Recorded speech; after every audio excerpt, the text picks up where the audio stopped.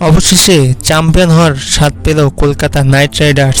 দীর্ঘ 10 বছর পরে 2014 সালের পরে আবারও আইপিএল শিরোপার স্বাদ পেল তারা। প্রথমে ব্যাট করতে নেমে সানরাইজার্স হায়দ্রাবাদ 113 রান করতে পারে।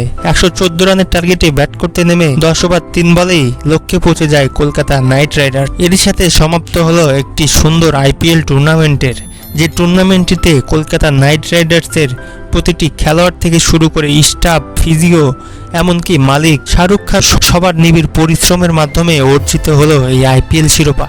তবে মজার কথা হচ্ছে, শাহরুখ খানের জন্যই হয়তো এই শিরোপাটি জিততে পারলো কলকাতা নাইট রাইডার্স। হ্যাঁ বন্ধুরা, আমি মোটেও মিছে কথা বলছি না, কারণ একটা কাকতালীয় ব্যাপার হচ্ছে, শাহরুখ খান যেবার তার শেষ হিট ছবি দিয়েছিল সেই 2013-14 সালে, সেবারই last Kolkata Knight Riders champion হওয়ার খেতাব জিতেছিল।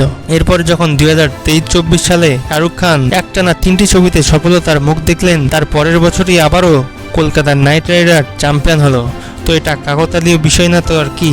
তাই আমি মনে করি শাহরুখ খানের এই লাকি চামটা ফিরে এসেছে বলে আবারও চ্যাম্পিয়ন হওয়ার গৌরব অর্জন করলো Kolkata Knight Riders. Congratulation Kolkata Knight Riders, congratulation Kolkata Knight রাইডার্সের সমর্থকদের।